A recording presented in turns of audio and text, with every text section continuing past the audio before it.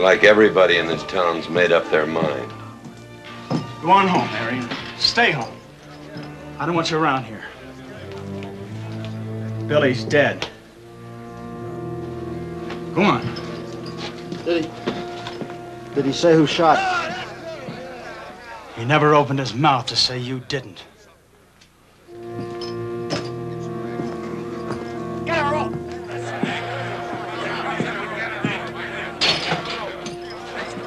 I thought I told you to go home. What about that mob outside? They had a feeling for Billy. Then you tell him it wasn't Billy's way to lynch a man. They're convinced, and they're the same ones that make up a jury. You arrest him. You don't judge him. Quit telling me how to do my job.